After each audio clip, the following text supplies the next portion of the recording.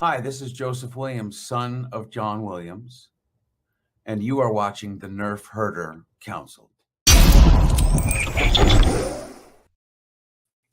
Hello and welcome to the final watch-along episode of the Nerf Herder Council. This is a Loki Season 1 watch-along. We have covered 4 of 6 episodes so far, leading up to Deadpool and Wolverine coming out tomorrow night in theaters. And also that dovetails nicely into next week's Wednesday night episode, the regularly scheduled episode of the Nerf Herder Council, which is going to be a Deadpool and Wolverine review. So this is Wednesday night. We are watching episodes 5 and 6 of season 1 of Loki. The whole point here is to make sure that you guys are all up to speed on the Marvel Multiverse saga moving into this next chapter, which seems to be a pivot away from the multiverse saga due to many real life circumstances. But the point is, if you've watched the trailers for Deadpool and Wolverine, you will understand that there's a lot of stuff that is very, very different from Deadpool 1 and Deadpool 2. And you might be wondering why they're talking about like this Wolverine and not just a Wolverine in general. The idea being that there are variants of different characters in the MCU. There are various timelines in the MCU, and the way things play out differs greatly. So if you've seen movies like Doctor Strange, the Multiverse of Madness, or Spider-Man No Way Home, all these sorts of things. Let's talk about like Ant-Man, for example. Ant-Man and Quantumania. These are all based around this whole multiverse saga, right? Kang was supposed to be the big bad, but Kang is not the big bad because Jonathan Majors, the actor who plays Kang, is the real life big bad, and he has been canceled by Disney. So they're having to pivot away from their plans for phases 4, 5, and 6 of the MCU and try to figure out what's next. Honestly, at this point, I was trying to segue into whatever they're going to do instead, but they don't know what they're going to do instead of the Kang / multiverse saga. So at this point, all we can do is look at how the multiverse started, which is this show, Loki, that we're talking about, and see how they're going to basically wipe the slate clean in the middle of, I guess we're on phase 5 right now. It's really not clear what the plan is for the Marvel Cinematic Universe and what they are going to move on to from Kang being the big bad of the next 3 phases of movies, now that they don't have that actor who allegedly had it in his contract that no one else could play that character. Sounds a little bit suspect to me, especially in the multiverse saga, where we've already seen through the first 4 episodes of this show, Loki, that we're viewing tonight. You can have a different name, a different gender, a different backstory, and still be the same character. So how Jonathan Majors had it in his contract that the only person who could ever be Kang or any variant of Kang, which is also something introduced in this show, could only be played by him. That seems a little suspect, but it's very obvious that Kang as a character is persona non grata because the actor who plays Kang is definitely persona non grata in terms of the Marvel Cinematic Universe. So what we're going to do tonight is we are going to watch the final 2 episodes of season 1 of Loki, which introduces all the concepts of the Marvel multiverse. Sorry, that's a mouthful. Just to understand all the ideas that we're going to be dealing with in Deadpool and Wolverine, which comes out this very weekend in theaters. And it seems like a very deliberate course correction for the entire Marvel Studios cinematic universe moving forward. So prior to walking into that movie, if you've not seen anything from Disney Plus after Endgame, for example, you might be a little bit lost. So in the trailers for Deadpool and Wolverine, we see the implication that there are maybe many Wolverines to pull from, and Deadpool got the wrong one. We have, I forget the name of the agent, but there's an agent who comes into Wade Wilson's birthday party, and basically summons him and says, like, we need you from the Time Variance Authority. If you've not seen this show, Loki, then you won't know who the hell the Time Variance Authority is. So we're watching Loki season 1. We're going to get you all caught up on all the premises and all the backstory that is required for going into Deadpool and Wolverine this weekend.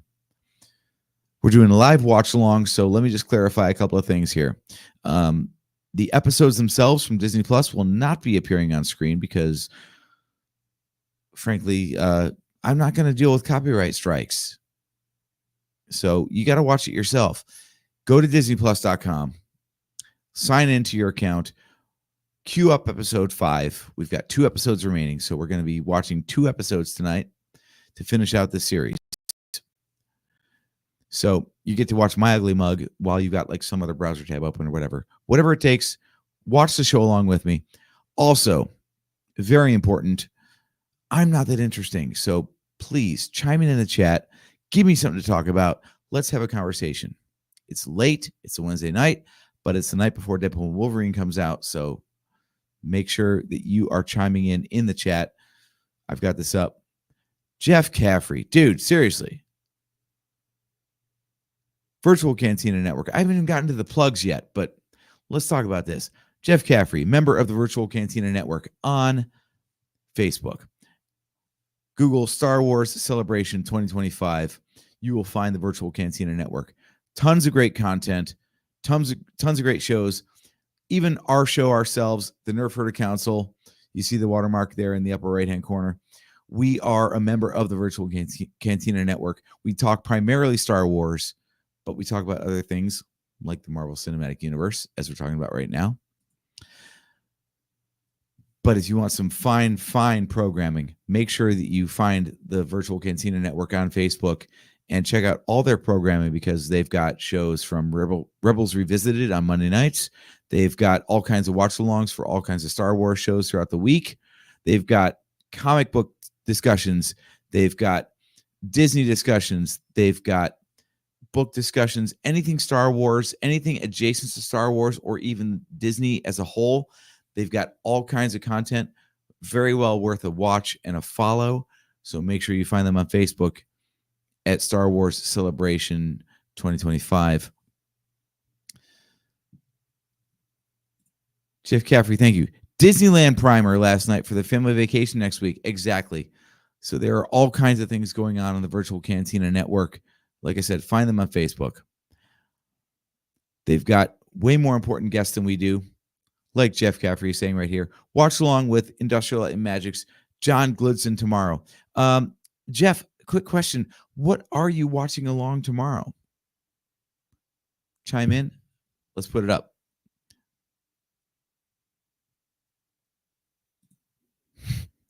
Sorry, John Goodson, not Glidson. But yeah, Jeff, what are you watching tomorrow?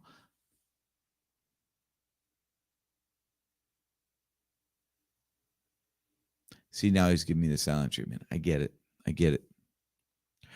Oh, Jeff, is that even allowed? Is Star Trek even allowed on the Virtual Cantina Network on Star Wars? Like, brother, it's amazing. It's amazing. Okay. So yeah, you're hawking the Trek. Jeff, it's incredible. I love Star Trek. I love Star Trek so much. Here, have you seen my Geordie bear in the background? Because I'll show you my Geordie bear. I got a lower decks Geordie bear right there. Anytime Trek is the topic, I am more than up for the conversation. Love it to death. So check out the Virtual Cantina Network. Let me get a quick social plug in here before we move on to our actual watch along tonight. So, if you want to follow us, the Nerf Herder Council, we are available on Twitch, we are available on YouTube, we are available on Facebook, and we are also available on Patreon. If you go to patreon.com/NHC podcast, that is where we post all of our show updates. That's where you'll know what's going on with us. No money to join as a member, but it is definitely beneficial to us and you, because then you will know when we're going live, what we're going to talk about next. You can watch us live on that platform, and you can also find out what's going on for all of our paid members if you do decide to chime in and pitch us even $1 a month. $1 a month is all it takes to get early access to our audio podcast version of our live streams. We go live every other Wednesday on the Virtual Cantina Network. Thank you, Jeff Caffrey. And on all of our other social media platforms. And then this Sunday following, you get the audio version. So if you can't tune in live, you can always listen to us 4 days later.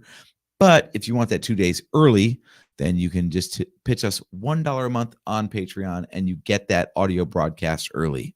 If you give us $3 whole a month, we will not only chip in to the early audio access, but we will also give you a shout out live on our live streams at the end of every show. Also, you get access to bonus content. You know how Patreon works. We got extra stuff for extra money. We're not above shilling for money.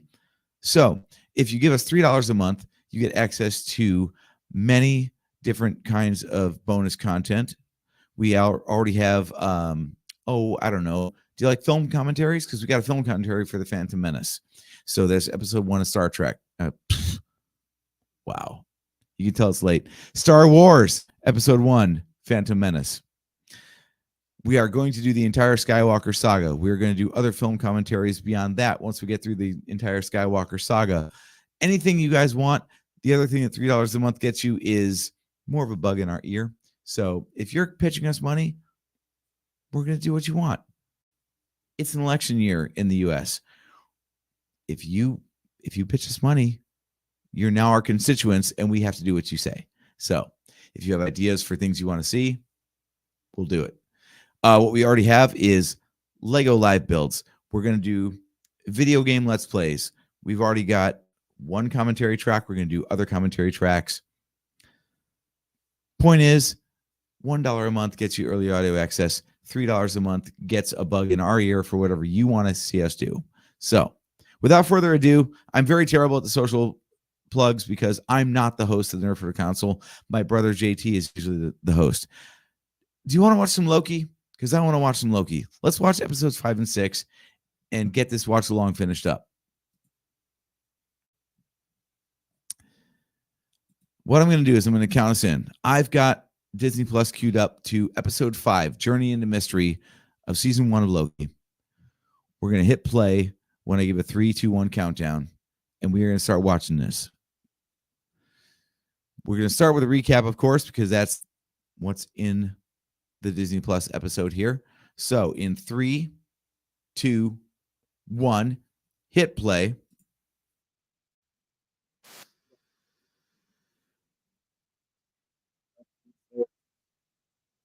AKA Agent Mobius. We're getting caught up on the first 4 episodes of the season. Previously on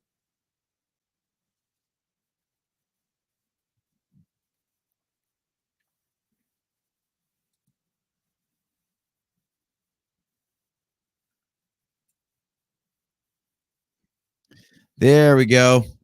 Switching over to YouTube. Yeah, that's right. One day we'll have one of those silver plaques in the background. Get all the views on YouTube. That's the way it's going.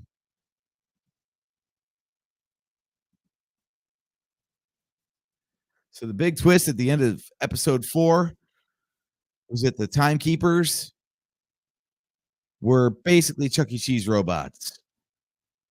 And Loki got pruned. And now what? Oh, Loki's alive. Never mind. That is the best cold open ever. It was like 2 seconds. And now we're into the Marvel fanfare. By the way, who doesn't love the Marvel fanfare? I almost put that in the YouTube short that I posted earlier saying that I was gonna be late. Um, and apologies, I was over an hour late from being late. It was a hell of a show. We don't talk music on the Nerdfurter Council, but I will say that, my brother and I are both huge shills for Van Halen, and by extension, Eddie Van Halen's son, Wolfgang Van Halen. Mammoth WVH, his band is phenomenal, and he put on a hell of a show tonight. So, sorry, not sorry for being late. I was too busy having too good of a time.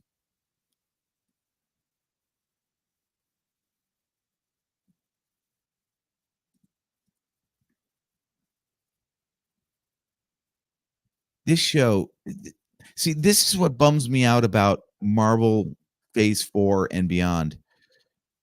This I said it in the previous watch alongs. The first batch of shows that they put on Disney Plus, I don't know what they cost to make, but holy crap, they were just Marvel movies in long form. Like the storytelling, the production value, everything about these things were so good. And I can't stop gushing about the way the show looks. This show looks like a Marvel movie given a 6-hour runtime. It's just incredible.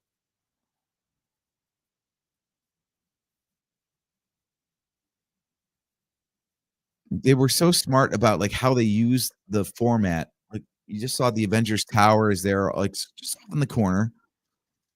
It wasn't like a, "Here, look at me in a moment." It was just, "Caught it. Good for you."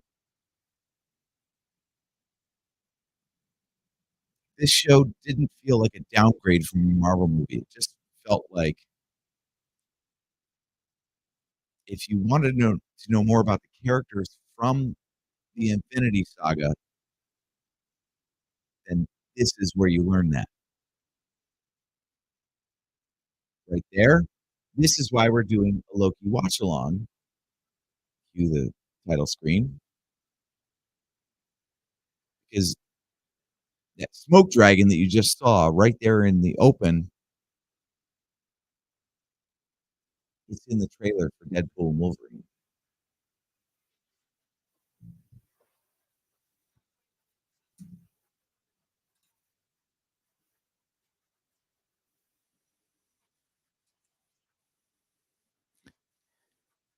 Or said, "You are absolutely right. Wolfie does rock." I'll tell you what, my brother, was actually at the VIP meet and greet this afternoon. He got to participate, not participate, but, call out songs for sound check and whatnot. And, Wolfgang apologized for having a blown voice because it's apparently the last night of the tour. I didn't hear him cheat a single note. He nailed everything, and he sounded glorious. Just incredible. Just incredible.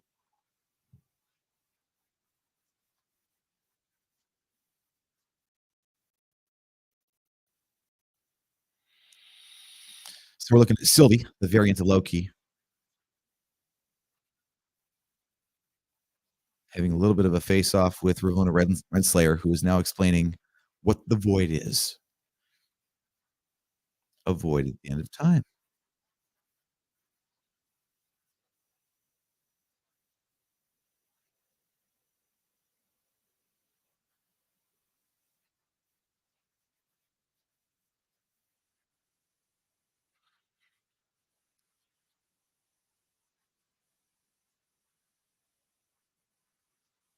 I do wonder how much Ravonna Renslayer knows at this moment in the story.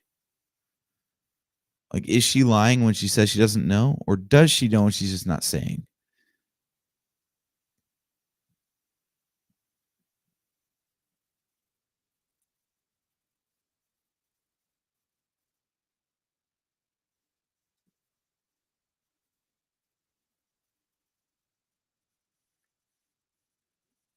Maybe it's, I don't know, the unreality.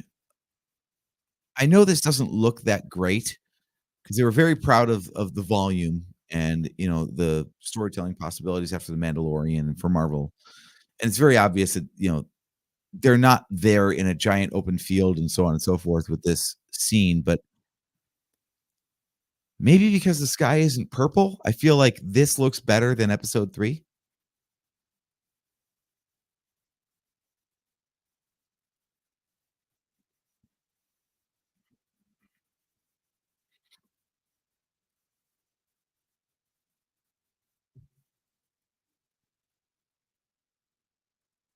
By the way, alligator Loki is amazing.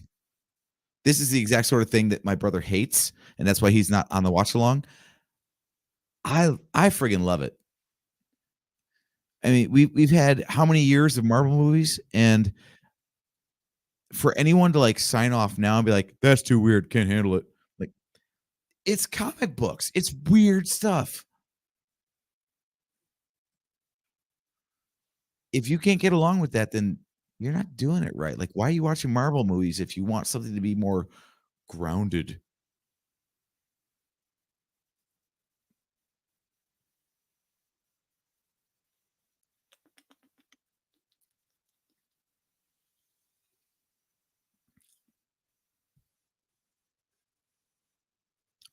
I love I love the idea of an overly sensitive alligator Loki.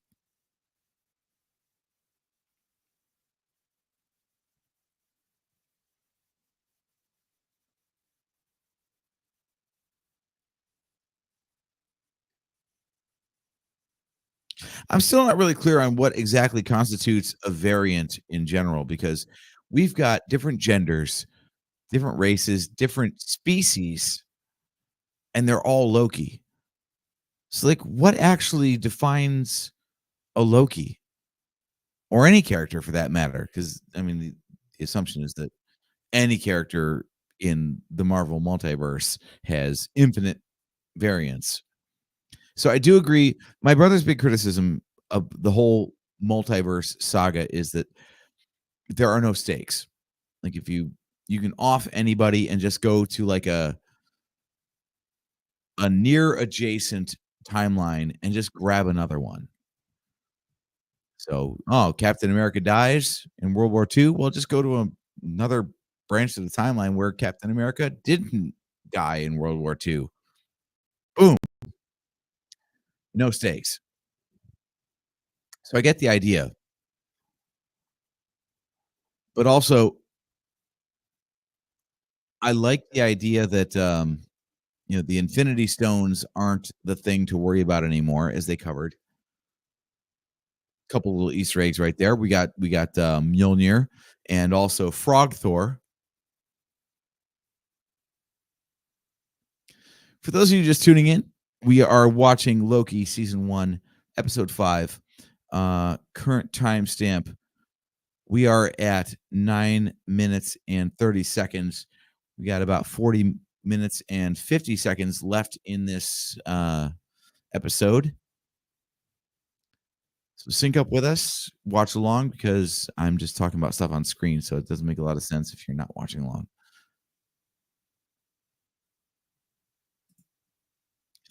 You look forward to the connections between the multiverse in Deadpool and Wolverine. Yeah, I wonder. I do wonder because it seems like spoiler for season 2 of Loki, it seems like they tried to pivot really hard with the real world problems of Jonathan Majors, the actor who plays Kang. They were kind of like centering the entire saga around him, and then they severed ties with him because of his real world legal struggles. So they have to one introduce the multiverse in detail and tie it into the Loki series that we're watching here. And then also, I think in Deadpool Wolverine, this is just a prediction, not a spoiler. I think they're going to basically end the multiverse saga. Like they did a lot in season 2 of Loki. This is a semi spoiler. Kind of like brush it all to the side.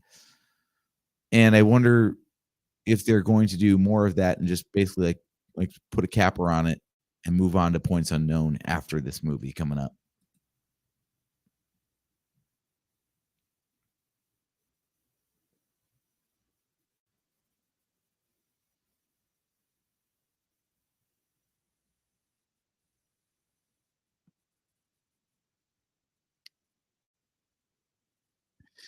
Miss Minutes, you duplicitous bitch.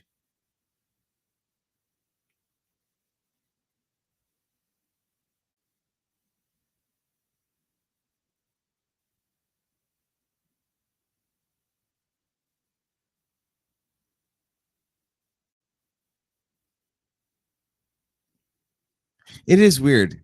Sylvie is very, very much outnumbered. It seems like they could just overwhelm her with force.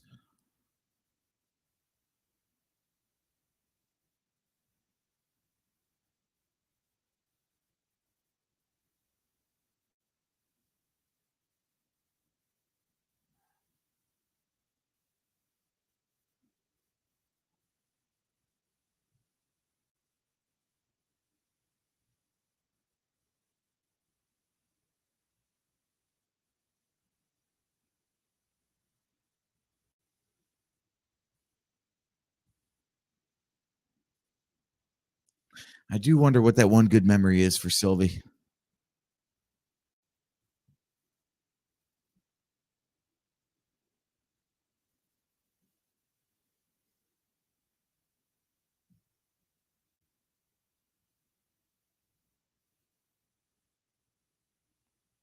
Hmm.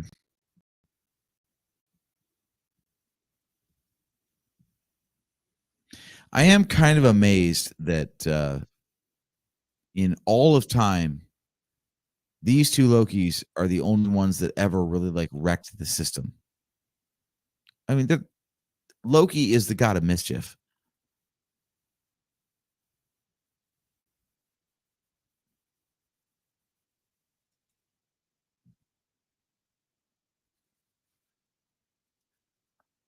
I do love the idea that like talking shit to an alligator is like all it takes to spawn a fight between Lokis.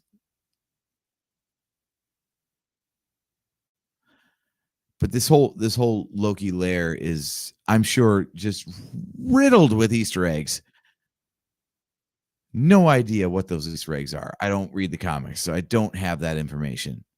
I feel like that might actually be a benefit because there are so many people that get bent out of shape every time the Marvel Cinematic Universe tells a story in a way that wasn't accurate to the movies, or I'm sorry, to the comic books. I'm like, but you already have the comic books, so don't you want to hear a different version of the story? All I want is for the Marvel Cinematic Universe to be coherent with its own lore. I don't care if it varies from the comic book version.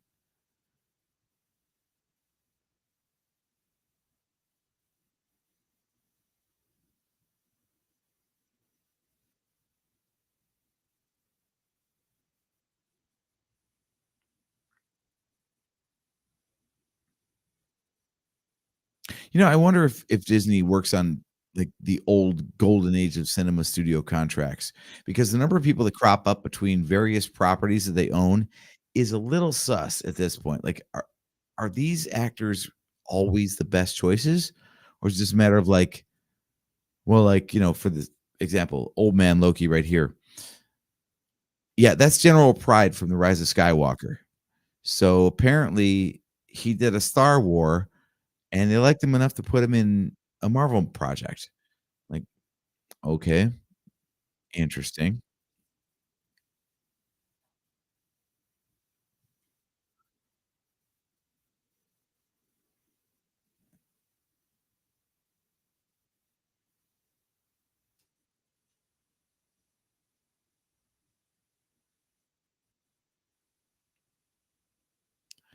I think what we ultimately see though, this is intriguing. Like, I do love this as an entire character study. I was originally annoyed by the fact that like all these Disney Plus shows are named after the character, which doesn't tell you anything about the story. It tells you about who's going to be focused on. So it'd be like, nope. I was about to talk shit about something, but anyway,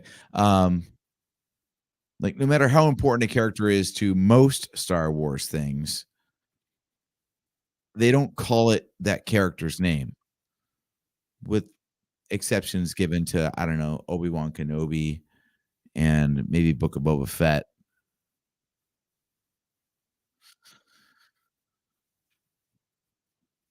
But the idea that, like, the story being told isn't important and the character being featured in it is, I don't ascribe to.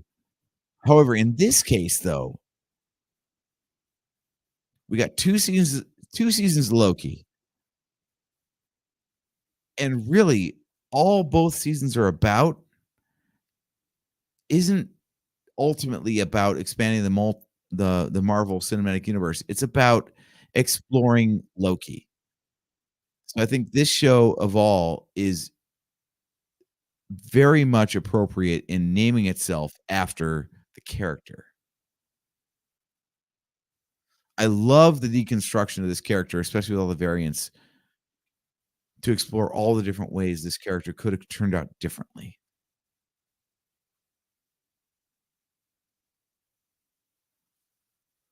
And you never have time for this kind of focus on a character drama in a movie. So, Jeff, you son of a you're a son. We'll just put it that way. Um, Andor. Yeah. Um, Even still, like, I know it's supposed to be about that character's growth in the Star Wars universe, but I feel like there are so many more contributions to Star Wars in that show than the character itself.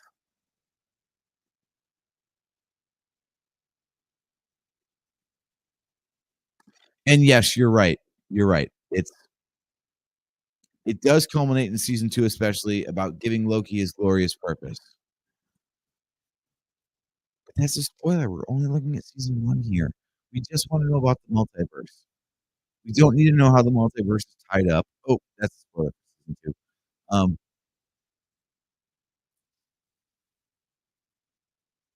but I feel like season 1 has all the things you need to know about the multiverse leading into Deadpool and Wolverine. Oh, look, it's Agent Mobius. Wow.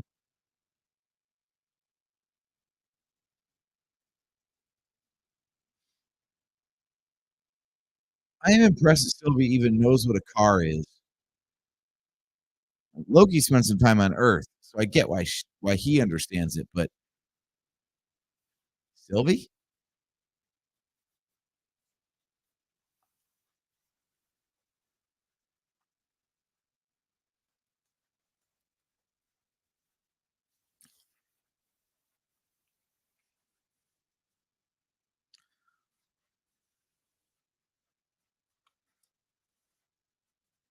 I do love the nonsense going on here, how Loki by nature is a backstabber, and as a result, Lokis can never work together.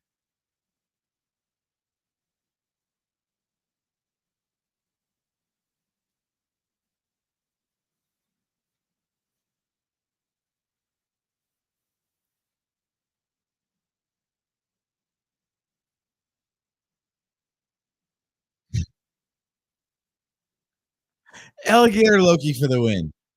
Who doesn't love alligator Loki?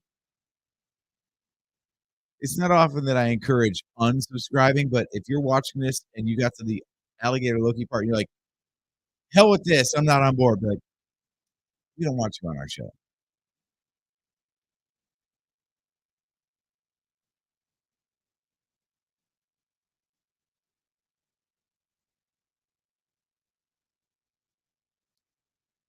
I do wonder where the whole bowling alley thing came from, though. That it's way too prominent in the set to not be important in the comics.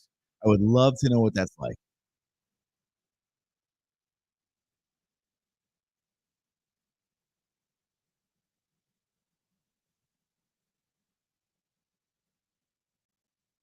I love again, I'm a big fan of production design. I love the look of everything and also that musical cue, like, that was it's just like a goofy musical soundtrack to a slugfest between different variants of Loki. Like, that's so perfect. Like, they're trying to express that it's just weird and stupid, and they picked music that's weird and stupid.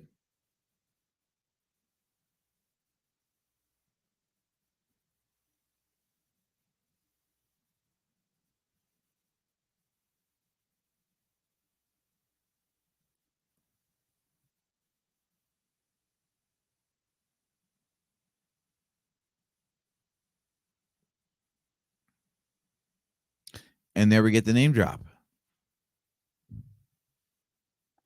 So Goliath is the giant smoke dragon here that we're seeing. It basically just eats stuff.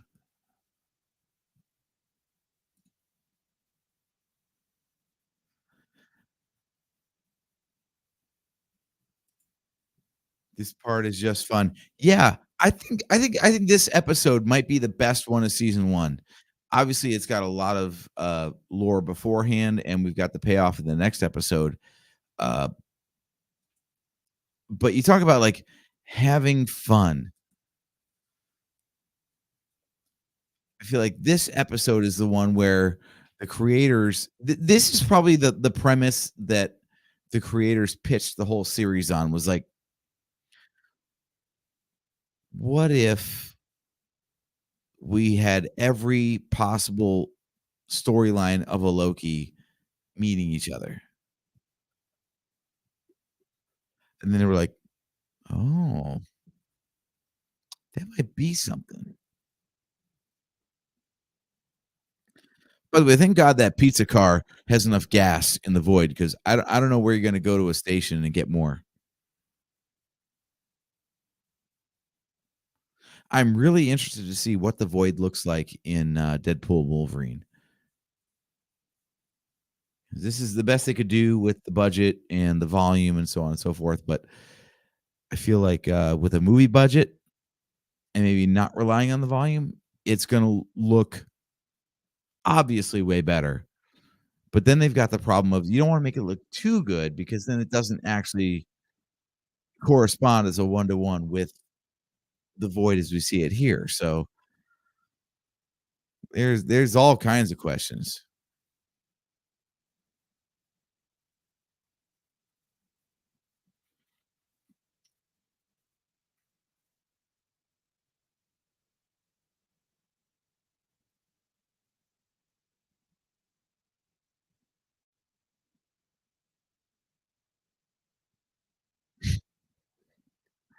I love how this battleship appears out of nowhere. This World War II era, or I guess ish World War II era ship shows up out of nowhere.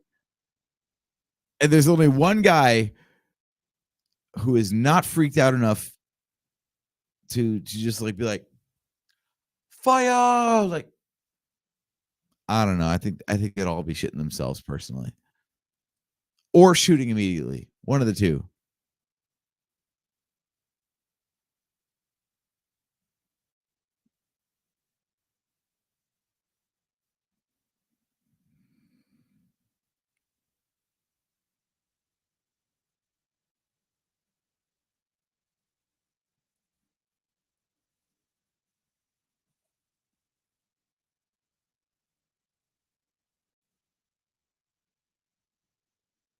I do agree. I want pizza delivered in that car.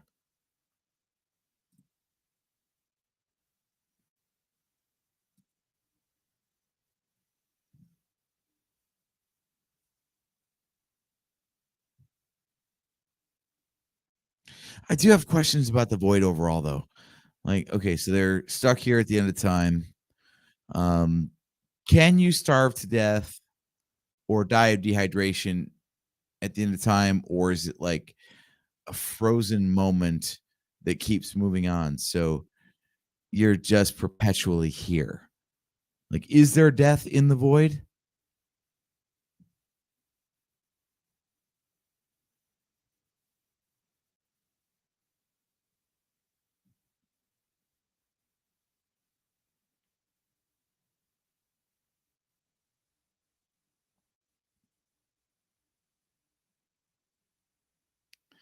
That's a hell of a reach of logic on Sylvie's part.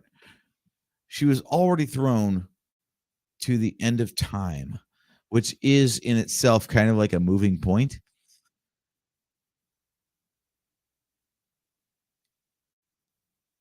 And for her to think that, like, the way to unravel the mystery is to be in the void at the end of time, with the idea that there's something beyond the void at the end of time. Like, that's wow. That's like fourth dimensional thinking. That's actually very impressive, but also kind of stupid. That's a hell of a leap of faith.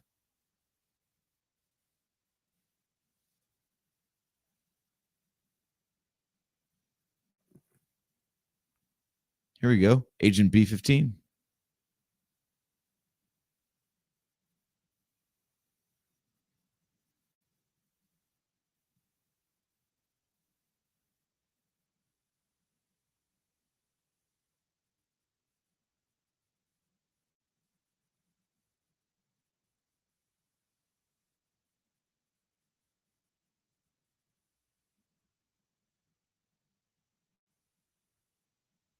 I do believe that Ravonna Renslayer as an archetype absolutely exists.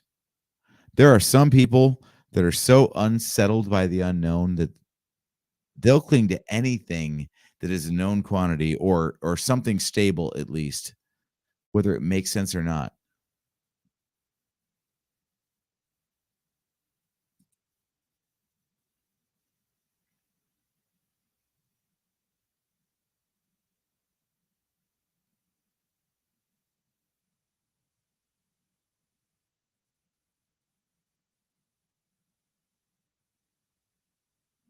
Here we go, B-15. Speaking the truth.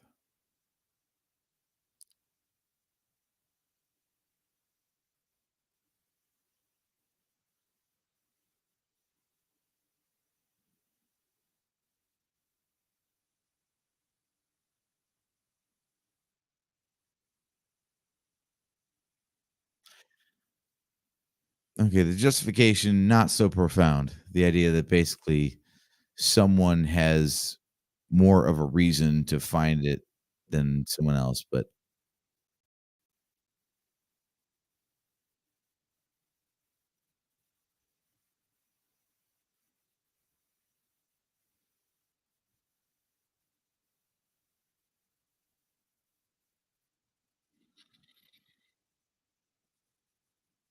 I do love the idea that Miss Minutes is at least, if not sentient, but has an agenda.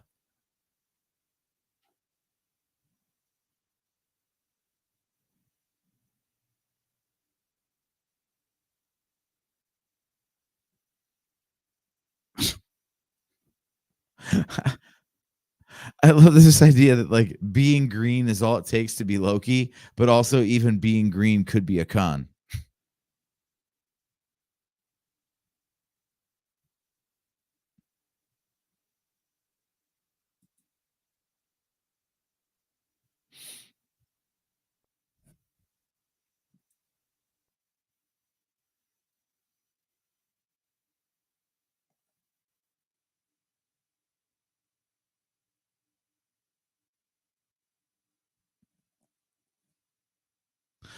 I will say, watching this, what it's really done is one, raise a lot of questions for me because I haven't seen this in a long time, but also it's just cost me 6 more hours of my life because I've gotta go on to season 2. There's a lot of the stuff that I know that is answered in the next season, and, I forget how it goes because I have not rewatched it since it premiered.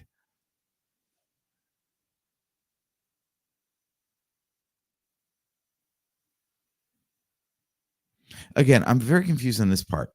This idea that, like, they each have their own form of magic, so they're the same person in different variations, but they don't have the same skills.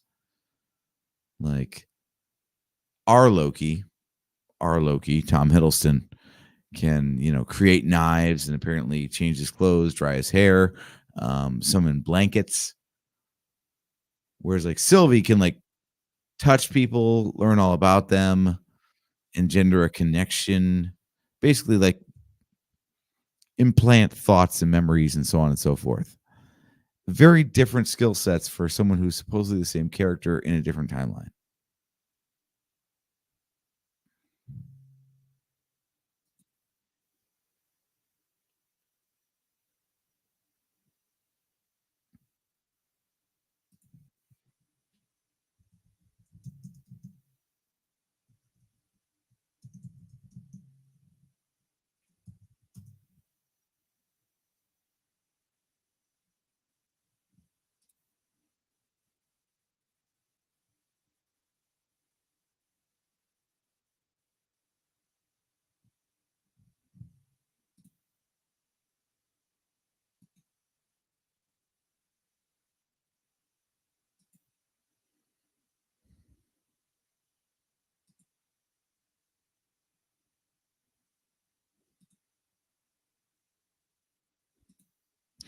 The current collar on old man Loki. Yeah. Yeah, you're not wrong.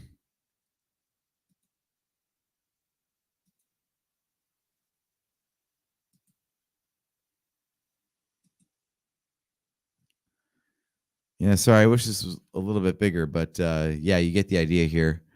So you've got it's green in the comics, but, gold in the show, but yeah, very comic accurate Loki here.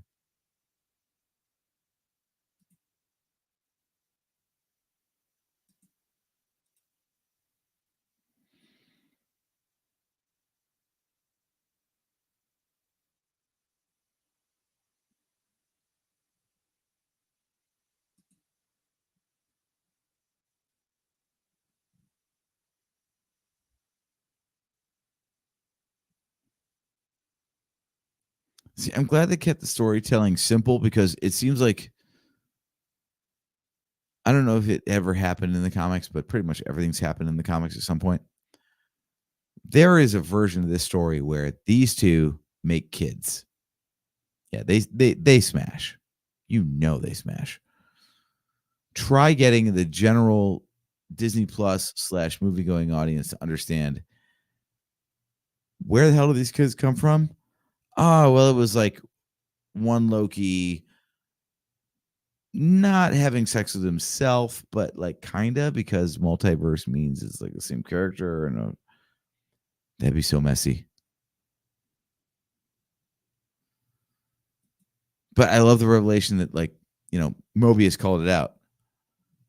Mobius is like, "Hey, you fell in love with yourself, and that's totally on brand for you." Like, yeah, totally is. If anyone if Loki is gonna fall in love with anybody who's not himself, it's going to be a different version of himself. Although I guess based on all the variants and stuff, all we can say is their self, themself.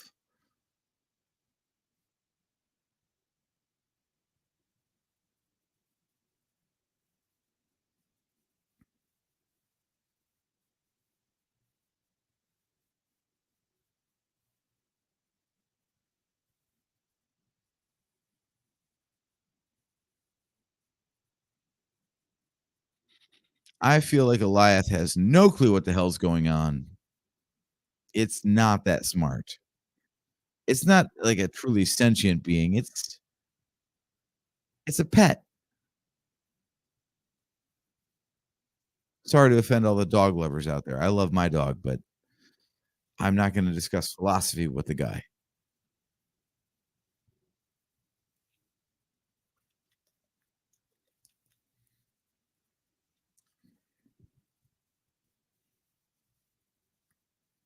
I gotta tell you guys, honestly, as much as I love this show, knowing how it goes, I'm just waiting for this episode to be over so we can get to the next episode.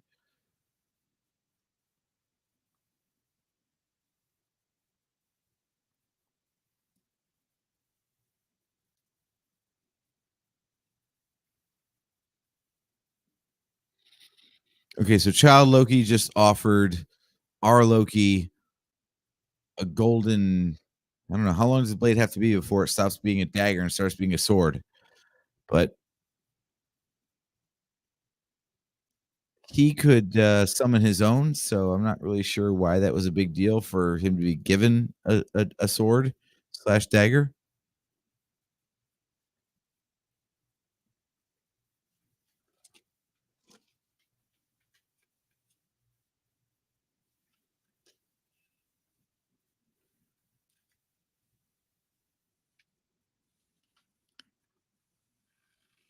I feel like they didn't dial up this revelation nearly enough. This idea that, like, if you go to the void, but you have a tent pad, you can get out of the void.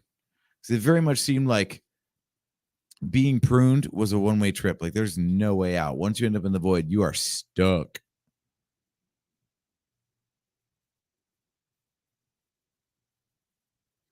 Aw,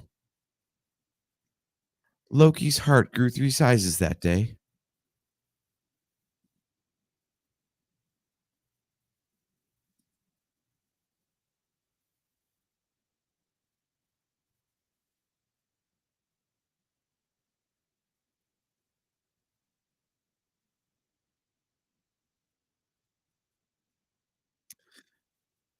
I do love the peacock-like things. I don't know what you would call them, but they're basically peacocks. Here comes Goliath. This is where you just kinda, like, gotta, like, unhinge your brain and just go with the story, like, I don't even know, like, how a smoke dragon works or how that especially how that works with, like, eating things at the end of time, and is time at the end of time, like, a fixed point, or is it always moving forward because space and time is infinite and never expanding, like, so many questions. But this is absolutely the sort of stuff that, like, in a comic book, you would just read it and be like, "Yeah, yeah, of course."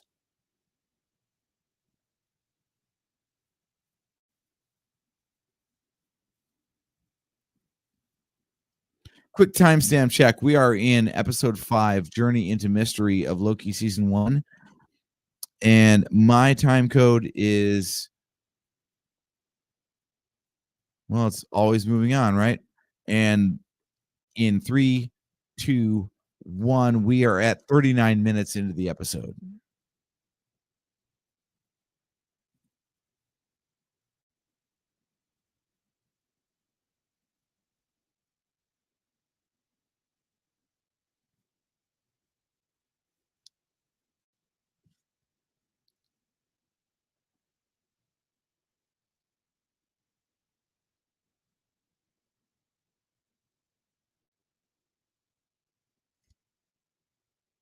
We got our Loki waving a flaming sword. We got Sylvie trying to enchant Goliath. And here comes the big twist, the noble sacrifice that no one would ever expect from a Loki.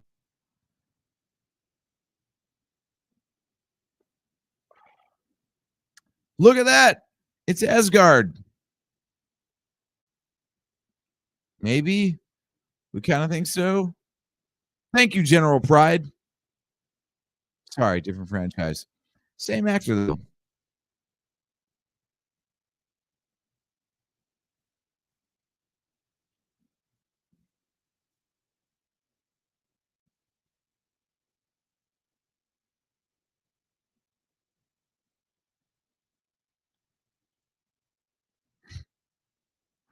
That's an easy bit of plot development right there. Even the character's like, "How are we doing this?" He's like, "I guess we're better than we think."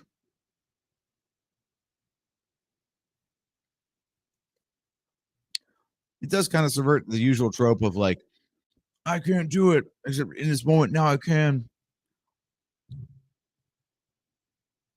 Like, even Lokis are confused, like, "Wait, this shouldn't work."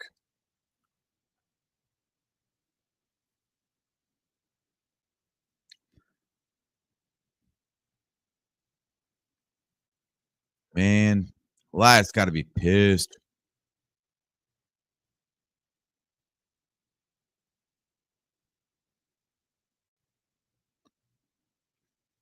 See, Goliath right now, he's probably like I don't know anybody here who's trying to, like, lose weight, but it's like eating like a caramel rice cake where you have this idea of, like, this, like, amazingly decadent thing that's gonna just, like, totally satisfy you and taste so amazing, and you bite into it, you're like, "This is nothing. What the fuck is this?" That's like Phantasm Asgard to Eliath.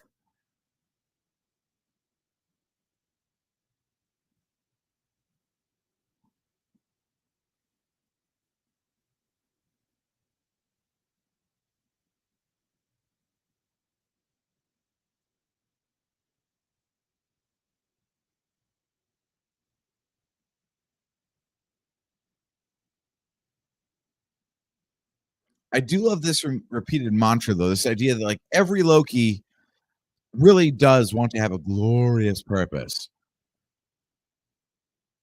Like, as much as they do other things, ultimately, they just wanna make sure that they matter.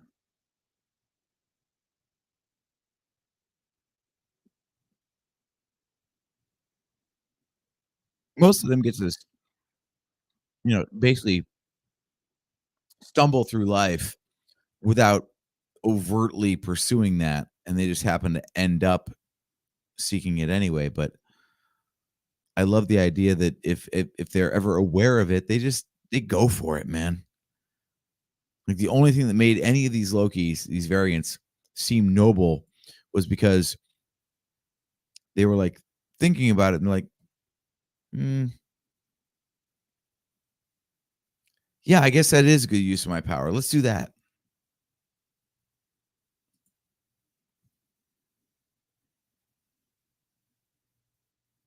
All right, so we got hypnotized smoke dragon,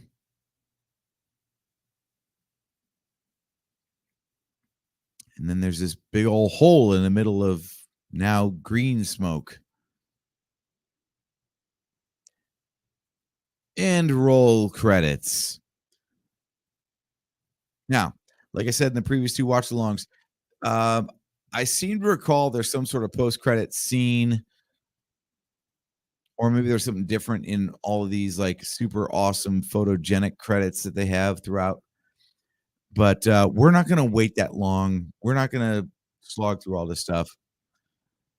We are gonna move right along to the next episode, but we're gonna take a little break first, discuss what we just saw. Of course. I mean, it is 1:20 in the morning on a Wednesday night, so why not? If you're in a rush to get off the bed now, you're already doing it wrong. So I'm gonna hit next episode on my version of Disney Plus here, and we're gonna pause it right at the 0 mark. And let's talk about things for a second here. That is, again, if I can actually get the thing to load. So I hit next episode. I got nothing right now. So let me restore my browser here. Um, Interesting. I just got a plug for the Acolyte, which is a whole other thing. And whoa, we will be talking about the Acolyte on the Nerf Council. Don't you worry about that. We did our season review. I do have some other thoughts that are going to be on a pre-recorded video. So stay tuned for that coming up. All the more reason to be a subscriber on patreon.com/NHC podcast. When that video goes live, we will let you know beforehand so you know exactly when to tune in for that. If you're watching us on YouTube right now, by the way, you can subscribe to us for no money whatsoever and hit that notify bell. Those two things alone will get us much more exposure in the YouTube algorithm, as you know. And we'll have a much better chat because we'll have more voices in the room. So please, if you're enjoying the content here, like I said, hit that subscribe button on YouTube, and even better, hit the notify bell so every time we go live, you know that we've done that, and you can chime in and join the conversation. Now, 10:22 here. Thank you so much. West Coast is the best coast overall. I'm stuck in the Midwest though, so I'm actually in the Eastern time zone. It's very late, but I'm irresponsible, so it doesn't matter.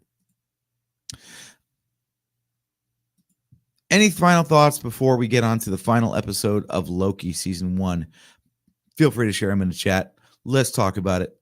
I'm going to count us down for episode 6 for all time, always, season 1 of Loki. We are going in 3, 2, 1, and play.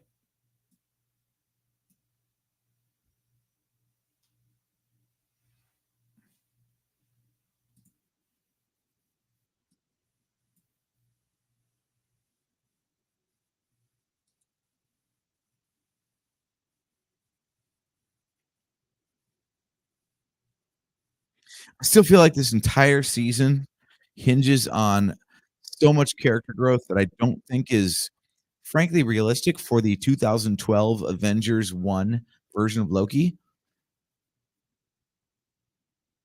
And I'm very conflicted about that because I like the version of Loki that we get in here. I like the character dissection, and yet it doesn't really track with the version of the character that exists at this point in the Marvel timeline. So if it did track, I think the series would suffer for it because Loki in the first Avengers movie was not nearly as developed as a character. And then I'm torn because I'm like, well, if you're following your own canon, this version of the character doesn't make sense. But if you gave us the version of the character that does make sense, he'd be a very one note character, not able to carry his own show.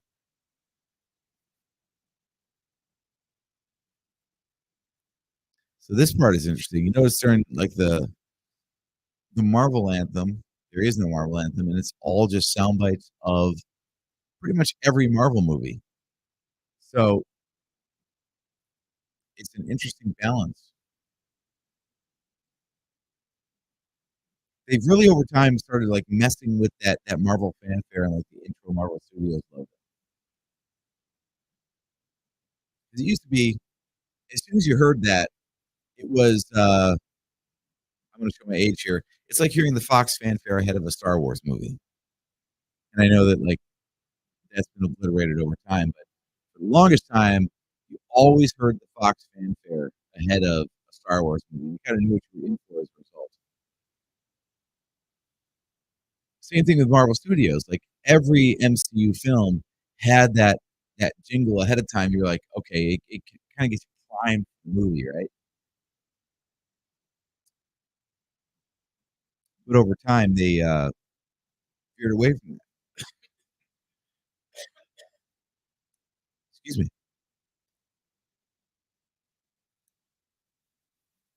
But what a great, like, opening scene for this final episode of season 1, like, just cut straight to it. They give you the highlights of, like, everything Marvel up to that point to let you know that they acknowledge all of that, and then they show Loki and Sylvie.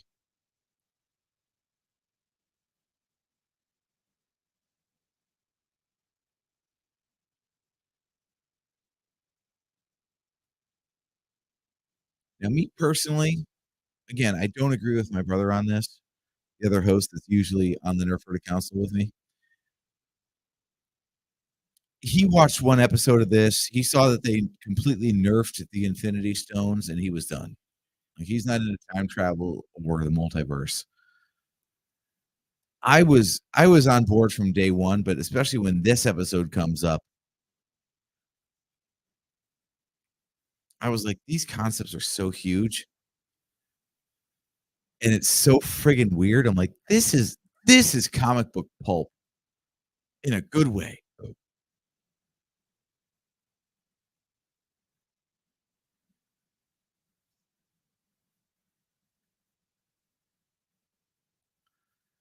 I think one of the hardest things for Disney must be differentiating Star Wars from Marvel. I know it's a hot take, but think about it, like, so much of both franchises are just, like, based around characters, and the general archetypes of storytelling are so similar, and then the iconography, of course, follows suit, so even something like this, like, this palace at the end of time, it's got this kintsugi, aesthetic, right? Where it looks like the entire thing has been, like, destroyed and then rebuilt and filled in with gold, and where have we seen that? We saw it in the zombie troopers, the night troopers, whatever they call them, from the Ahsoka show.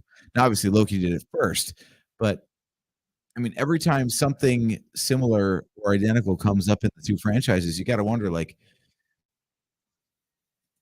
is Disney aware of this stuff?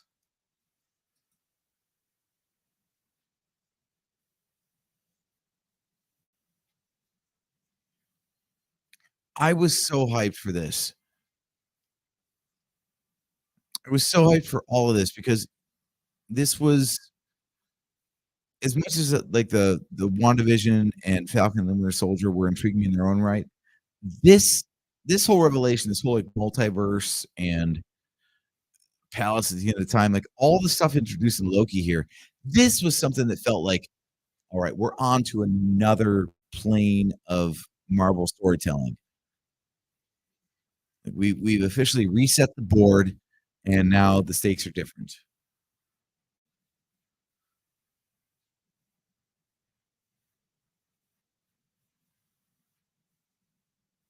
And that was the first like name drop of He Who Remains.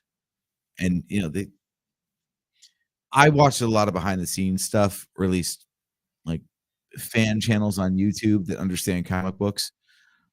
So when they said He Who Remains, like I didn't know who Kang was, except I'd watched a crap ton of YouTube videos that were like, oh yeah, so if you're gonna talk multiverse, you're gonna talk Kang and all the lore associated with Kang. And I'm just like, okay, I guess that's the thing then. But it wasn't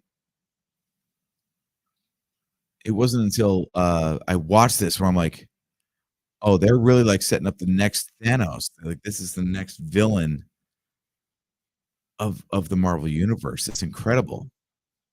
So this show felt very important because it definitely seemed like there were real stakes involved instead of just a general character drama of characters we already knew, like Sam Wilson in Falcon and the Winter Soldier, or Wanda Maximoff in WandaVision.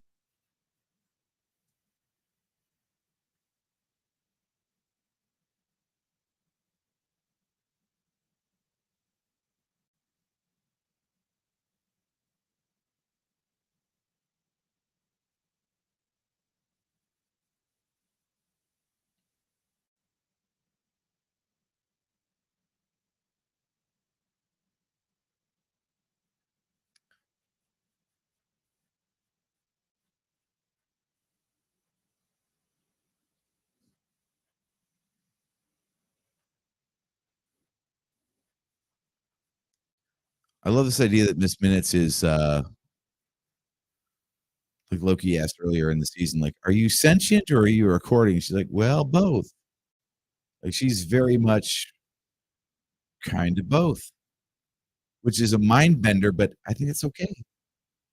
Like in any show of all shows, this is the one where stuff doesn't have to make entire sense, and it's not supposed to because, well, all things are possible, right?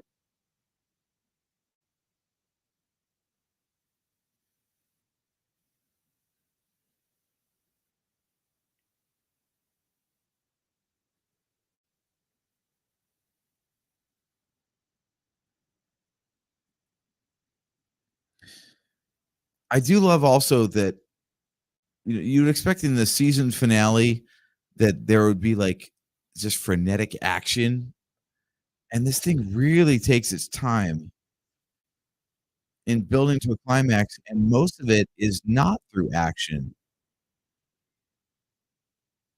It's through dialogue, which is 1, great for the budget, but 2, something so different. And remember when this came out, like, no one really knew what to make of a Disney Plus show. And there we go. There's He Who Remains.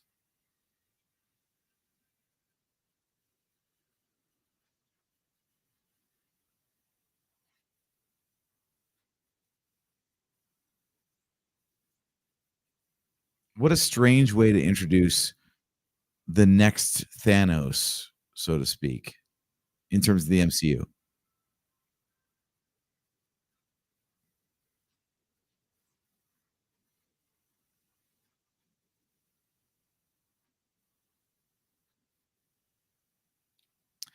I am I'll confess, I'm annoyed. I'm annoyed that Jonathan Majors couldn't keep his shit together because I actually like He Who Remains. I like the character and I like his acting.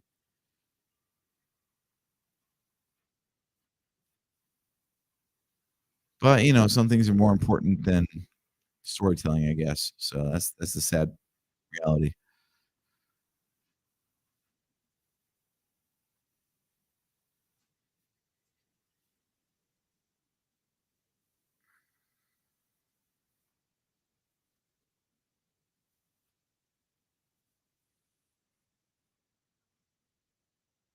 Yeah, there was a lot to like about this character when he was first introduced. This idea of like, well, if he's seen like all timelines and variations, like how do you ever outsmart the guy? How do you ever do anything that he hasn't seen previously?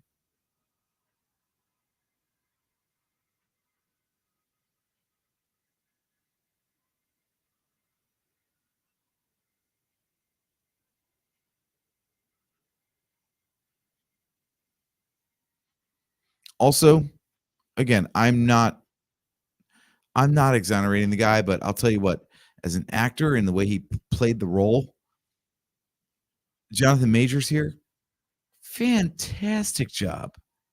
Like, anytime your portrayal of a character can lead the audience to want to know more and want to see you do more, you're doing your job right. Like, it's a tribute to the writing and it's a tribute to the acting. Like, this is he plays such a weird character, like, you can't help but wanna see more.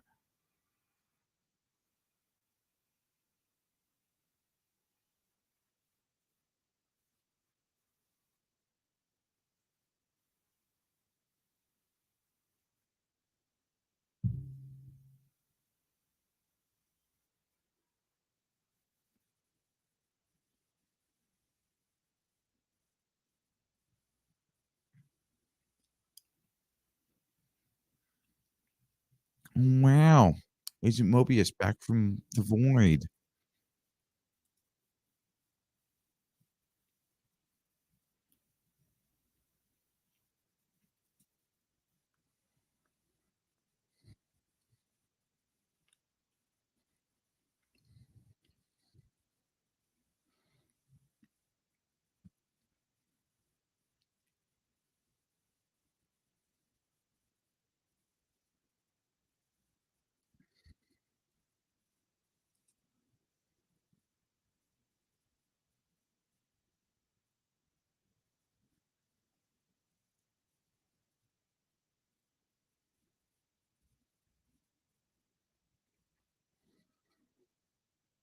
Obviously, the last episode of the season, they've gotta clarify all these, like, dangling plot threads, like, who was B-15 previously and so on and so forth.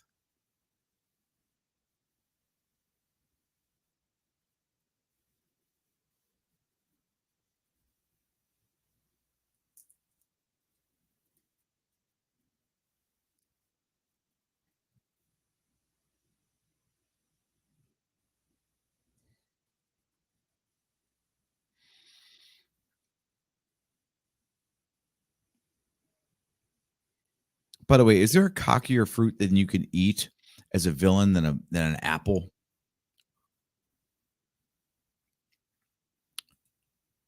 I don't think there's a bigger 0 Fs given fruit than an apple. Like, if you just wanna prove that I mean, eating while you're busy laying out your master plan, that's one thing.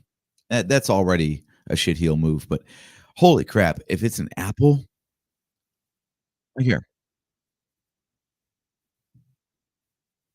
this is beef jerky. I got beef jerky right here. If I'm like, "Yeah, let's pretend it's pro wrestling. Like, I'm gonna beat you at the next pay-per-view. Here's not a damn thing you can do about it."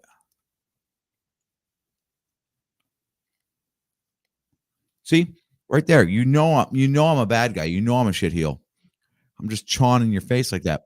An apple is like the fruit, the shit heelest fruit of them all. Like, no one's gonna, like, pop a chunk of watermelon. No one's gonna eat a banana. But if you wanna be an asshole, take a bite of an apple. You're instantly a piece of crap. It's amazing.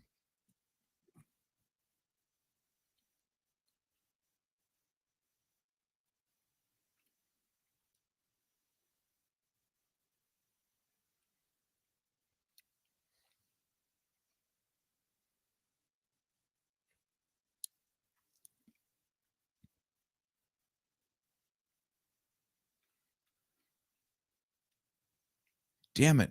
I hate to heap praise on a guy who apparently is not a good human being, but as an actor, mm, He Who Remains, chef's kiss.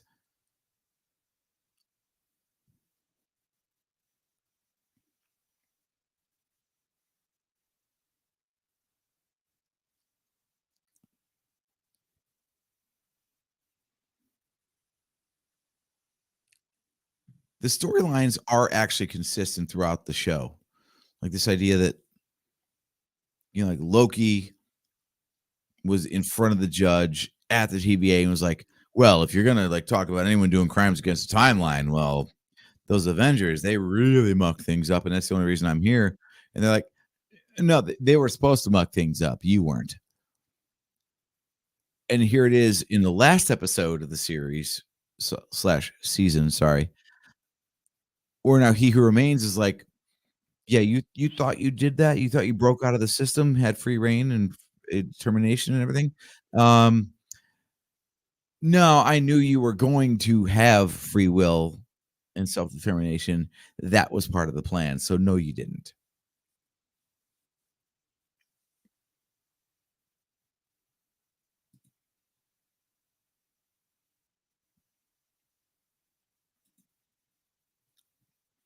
Thanks everybody for tuning in. We are in episode 6 for All Time Always, which is the final episode of season 1 of Loki. The current timestamp for the watch along, I'm currently at 16 minutes and 52 seconds, leaving 30 minutes and 28 seconds now as I speak remaining in the episode. That includes credits. Chime in the chat. Any thoughts you have? We're running down here, obviously.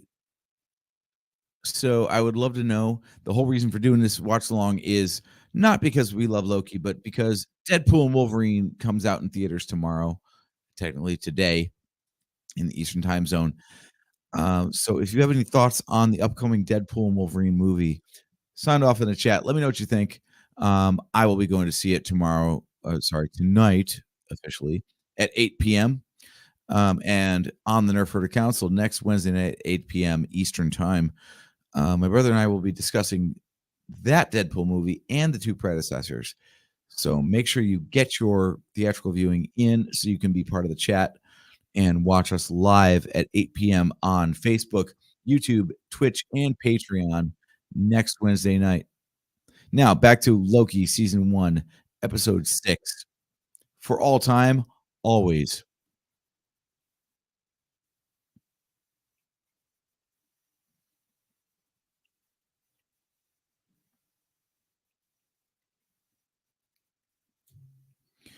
I do wonder, because this is one of those tropes in sci-fi, right? This idea that the human lifespan is all that the human mind can accept, and basically living longer leads to insanity. Can you imagine looping through like centuries or millennia of memories, or being frozen in time and therefore also having no idea how long you've existed? They've all got to be batshit crazy, right?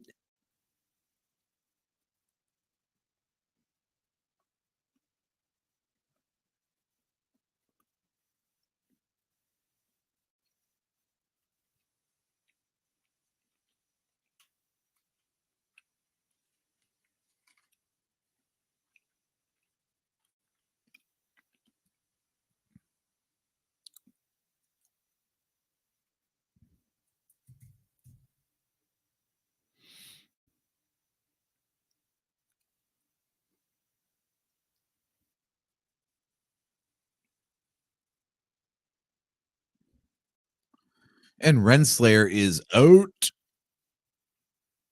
And we're back to He Who Remains talking to Sylvie and Loki.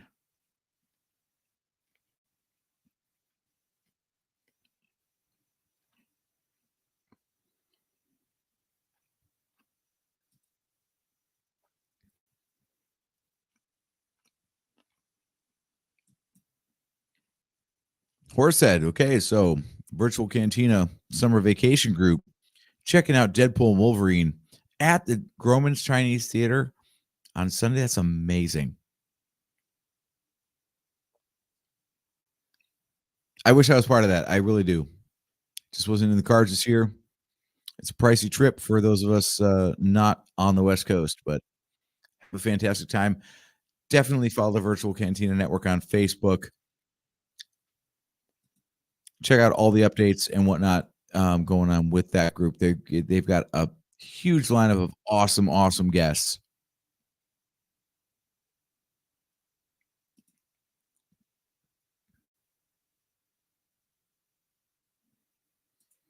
If you want to follow the Virtual Cantina Network on Facebook, that is at Star Wars Celebration Japan 2025. Just look for that.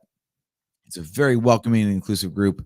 They would love to have you chime in on the chat and share your thoughts on Star Wars and anything else that happens to strike your fancy.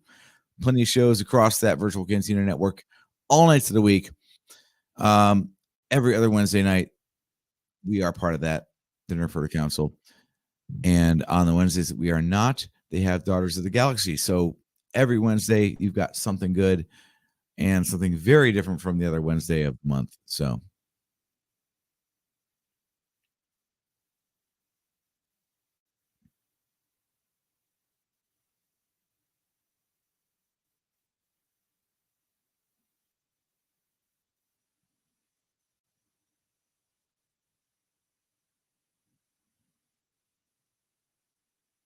man, I hope this actor loved the shit out of apples because can you imagine how many apples he had to eat for this?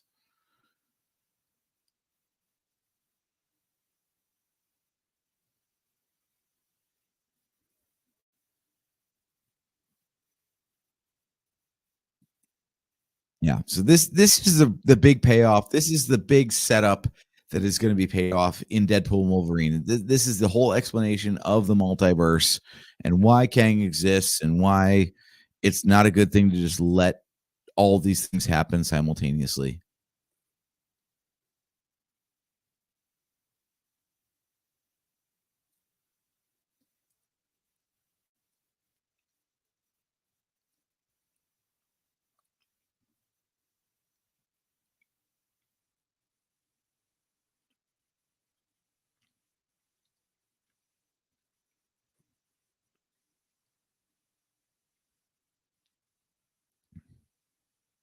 It is amazing how they distilled like all this comic book storytelling into actually a frankly digestible version.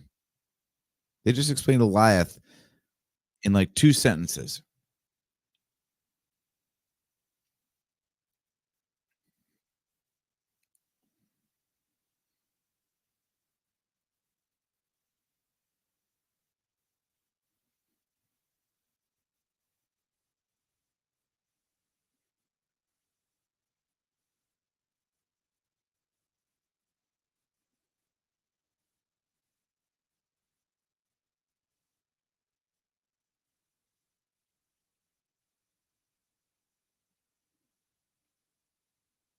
I do love the fact that this isn't just like a passive story for the audience. Like this really provokes some interesting questions, right? Like free will versus determinism, of course. And this whole idea of like, well,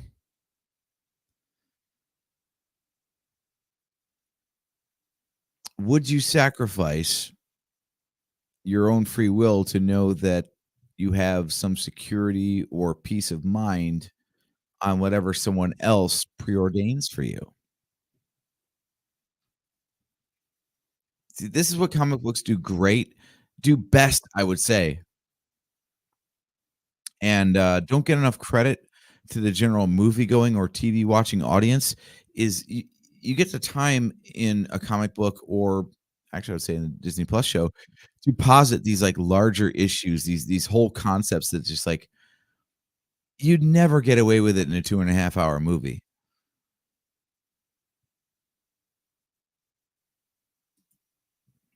The kinetic sculptures are sweet. Yes, very much so. Very much so. I do love that. It's a very simple visual effect, I'm sure, but it definitely looks cool.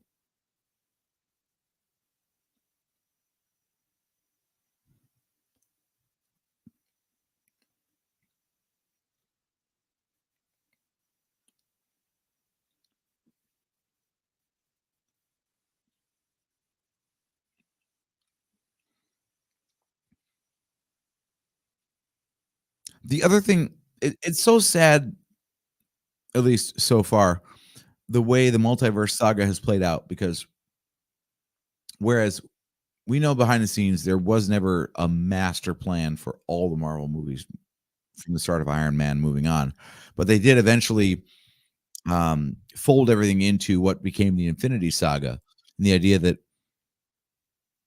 all the plot points, all the MacGuffins, and the big bad of it all was increasingly prominent as the movies rolled on.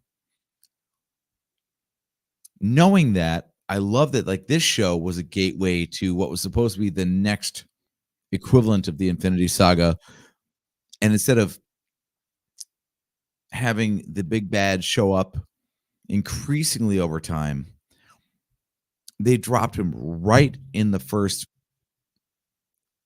project of the multiverse saga, and then tried to build the threat by his mere presence from the start, rather than building his presence by the threat from the start.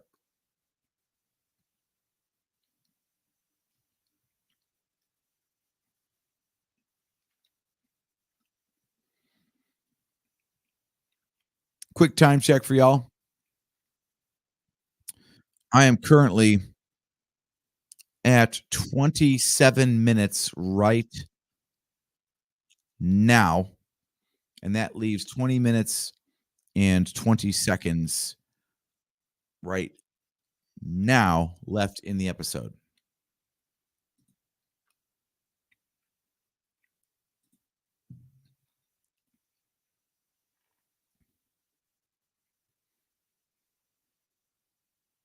This is also another amazing thing that differentiates the multiverse saga from the Infinity Saga. This idea that not only was the big bad introduced in the very first thing,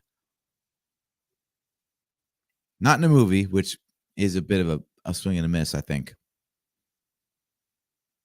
Like, God forbid you don't have Disney Plus. You wouldn't even know who this guy is. And it's supposed to be a seminal moment in the timeline of the Marvel Cinematic Universe. But the other thing that I love is that instead of like Thanos, who just basically says, I'm going to do this. If you stand up to me, I'll kill you because you're in my way. Kang here, sorry, he who remains, instead says, as much as Thanos says, like, I'm inevitable, Kang is like, I'm so inevitable, I'm going to give you the choice in how this plays out. I'll show up anyway. So have your free will. It's preordained that I exist.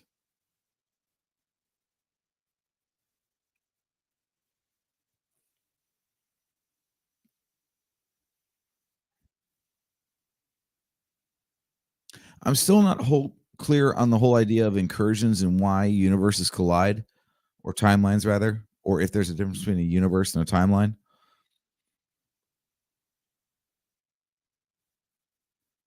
But I do love the idea that there is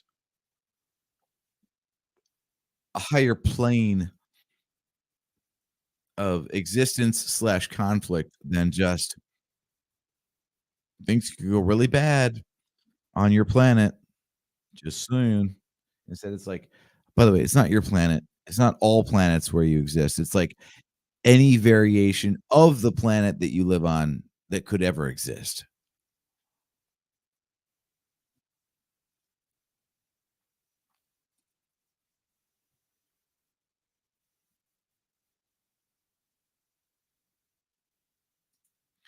Ooh, coming in hot with a take about Ant-Man 3: Quantumania. Yeah, okay. Ant-Man and the Wasp: Quantumania. Not the best. That to me felt like a glorified Disney Plus movie to me. I think that they could have done better on that one. You're right. Especially because like He Who Remains here in this show, I think is far more interesting than the Kang that we got in that movie. And if you're going to put your best foot forward, it's got to be in the theater, not on Disney Plus.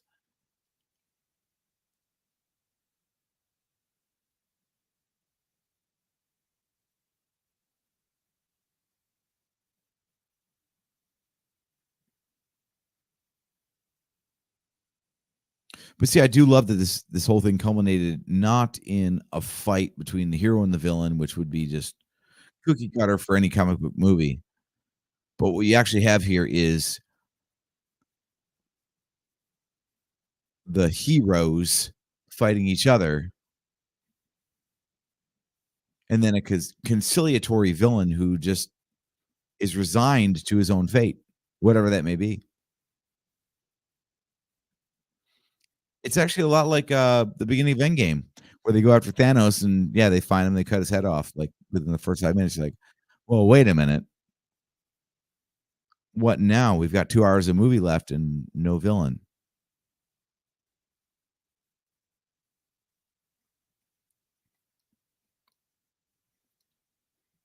The devil you know versus the devil you don't. That's a great question.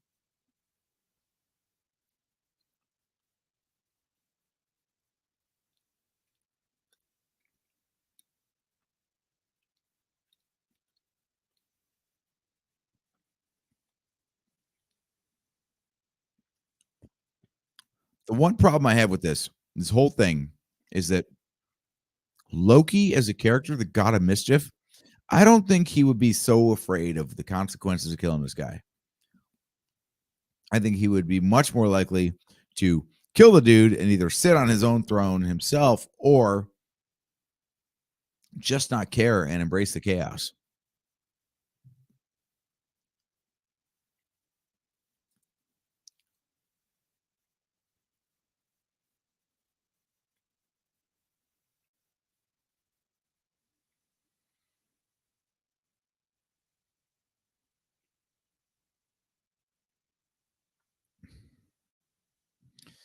I feel like this little dialogue right here kind of undermines the entire show.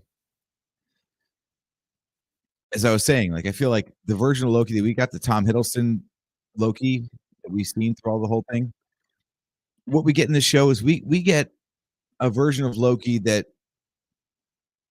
feels like the version that experienced everything we saw in the Infinity Saga, except this Loki was plucked right out of the end of Avengers 1, and everything that happened to Loki that we saw on screen since then doesn't count. So for this version of Loki to be worried about the consequences,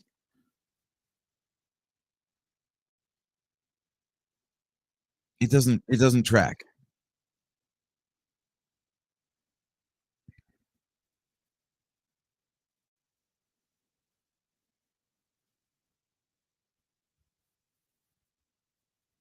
Also, amazing skills to stop that knife without even drawing blood on Loki's neck when she was very clearly trying to cut the fucker's head off before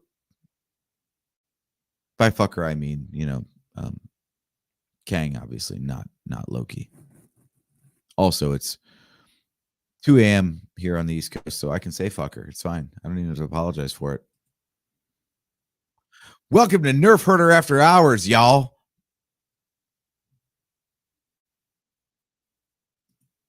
Loki getting soft. Yeah, if you're gonna turn a villain into a hero, then of course he's got to have these kind of moments and these kind of decisions. But eh, it doesn't quite track for me, but it makes for a hell of a good story. So I'm willing to forgive it to a bit. I don't know. How do y'all feel about that? I just want you to be okay. Boy, if that's not the softest thing ever. Aw, see? Told you.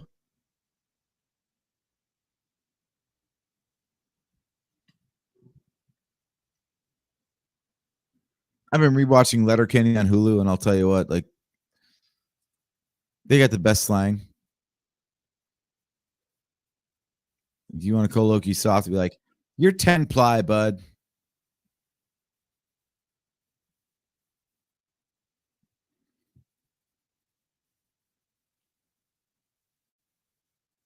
There we go. Loki's back in the TVA. And here comes Sylvie.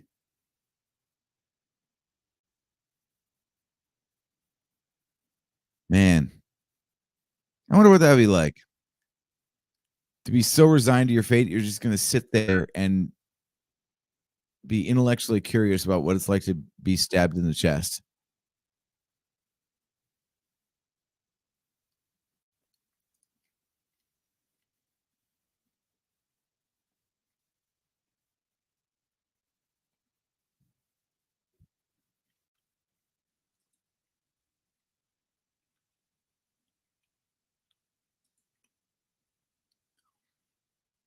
I do love that though. It's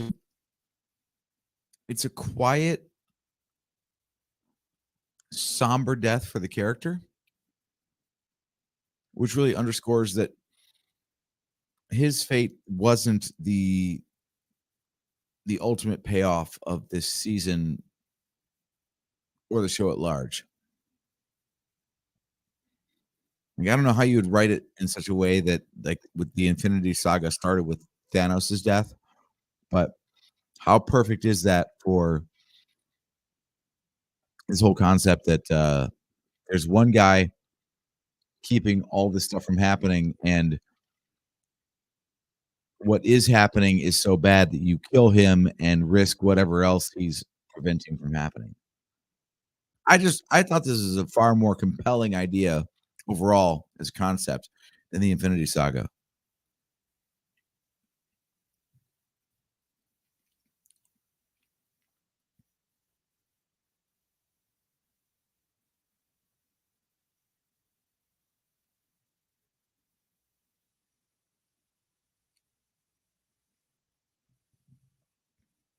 I do love the irony of that slogan. So the TVA is like, for all time. And yet they never allowed the timeline to branch. So it wasn't all time. It was just one time.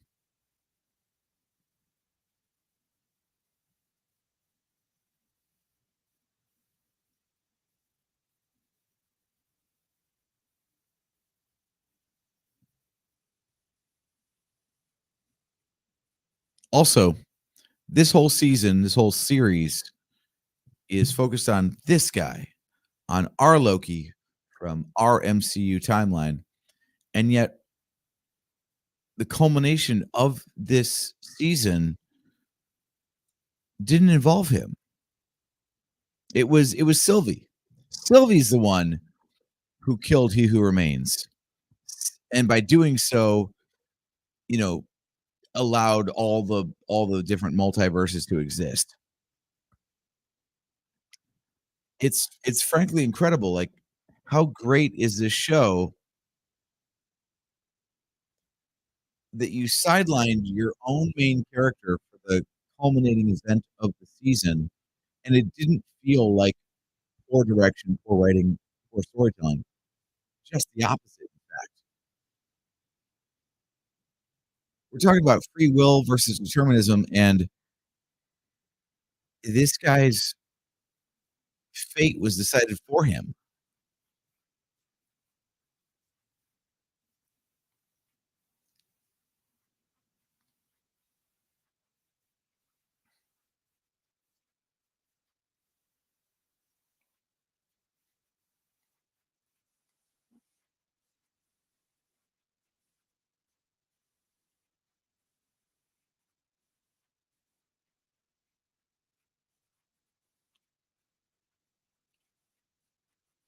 I still don't believe that any Loki ever will be this alarmed by the consequences.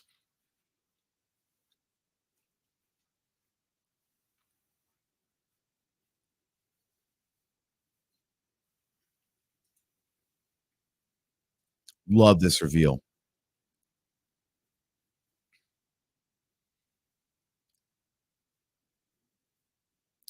This swerve that obviously he is not where he came from. Or if he is, something has irrevocably changed it, of course. And that is a wrap on Loki season 1 on Disney Plus.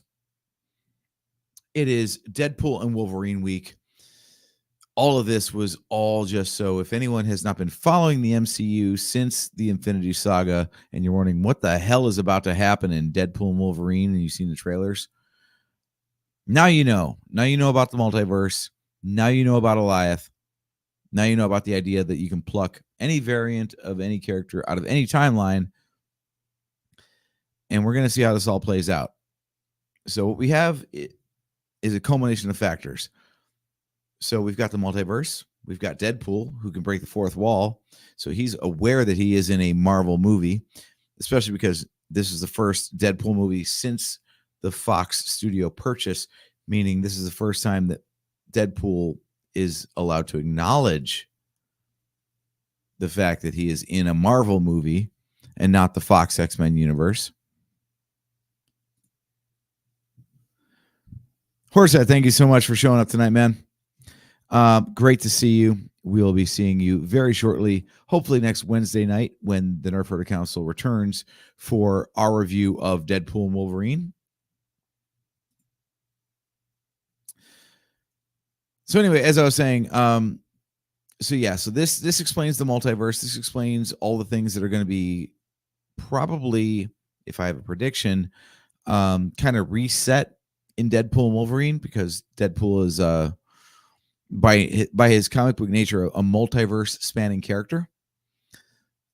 He doesn't exist only within the pages of a comic book. He actually knows he is a comic book character, and he can jump outside of that framework, which I think is the perfect character for someone like the TVA to recruit when they're trying to patch up the multiverse and all these different continuities and such.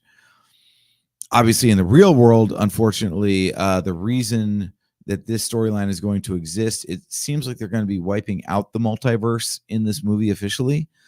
And that all has to do about the fact that Kang has been positioned as the big bad of the multiverse saga. They cast an actor who has come under legal fire since then, and the studio has parted ways with the actor. So rather than recast the part and move on like nothing happened, it seems like they are pivoting away from the storyline. And now it's truly a wide open future. It's just like the end of Loki season 1, where the whole Marvel multiverse seemed like it had a track, and then an event took place that basically wrecked it all. And now we don't know what's going to happen next. All characters are on the table. We know that now all Marvel characters are back under the same umbrella. So you've got, with the exception of the Sony Spider-Verse, but you've got Fantastic Four back. You've got the X-Men back. We've all been waiting for these characters to debut in the MCU. We're getting our first taste with Hugh Jackman's Wolverine in a Marvel movie officially with Deadpool. And we'll see how it plays out. I have no predictions on what future projects are going to look like beyond this. Marvel has wisely, pulled back on the quantity of productions that they're putting out. They're thoughtfully rewriting everything because the rules have changed and there are many new storyline possibilities on the table. So let's hope, based on how great the Infinity Saga was and how mid at best the Multiverse Saga is, that whatever they come up with to try to salvage it really at this point, let's hope it's better than what came before since Endgame in 2019. So I have my tickets. It is 2:08 a.m. on the East Coast. I have tickets for 8 p.m.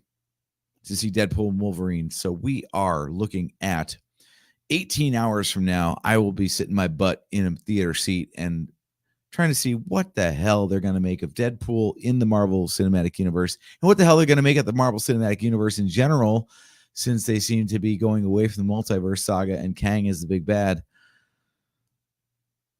Folks, the future's wide open. Got no idea what's going to happen, but we are going to be talking all about it next Wednesday night, July 31st, 8 p.m. Eastern Time on the Nerf Herder Council, which is our standard bi-weekly show with my brother JT. Be sure you tune in. If you are listening on Google Podcasts, thank you so much. If you're listening on Apple Music, thank you so much. If you are tuned in to the live stream here on Facebook, on Twitch, on Patreon, on YouTube, thank you so much. Couple quick shout outs just to wrap up the show. If you're on YouTube right now and you're not currently subscribed to our show, please hit that subscribe. hit the notification bell. That way, you will get notified every time we go live. We've got a bi-weekly Wednesday show, but we also do live streams like this. We got future content coming up, unscheduled, but definitely worth a watch. We're going to do more watch-alongs, more commentary tracks, maybe some video game Let's Plays, all kinds of stuff. If you want to know when we're going live, you need to be subscribed to us and you need to hit the notification bell. You can also find us on patreon.com/NHC podcast. Anything we have planned coming up, it's going to be hitting there first. So we're going to post our updates there. You can become a member of our Patreon channel for no money whatsoever. That's all you need to do to be notified of what's coming up. If you do choose to kick us a few dollars, we would very much appreciate it. $1 a month, just $1 a month. We will give you early audio access to our podcasts. You'll get our live stream on Wednesday nights. Usually the audio version comes out on Sundays. But if you want to have it on Fridays instead, $1 a month gets that done for you. If you want to have early audio access and get a shout out at the end of our live streams every other Wednesday, then that's $3 a month. And you will also get access to bonus material such as commentaries, Let's Plays, all the other things I just mentioned above, first above anyone else, and also have a hand in whatever content we produce moving forward, because we listen to our members and we're not above bribery. So pay us $3 a month. Tell us what you want to hear us see and do on the show, and we will certainly take that under advisement. So thank you so much for watching this season 1 watch along of Loki on Disney Plus. We will be back next Wednesday, July 31st at 8 p.m. Eastern time to discuss Deadpool and Wolverine and the entire Deadpool trilogy. Make sure you tune in for that. Thank you so much for hanging out with us, and we will catch you next week.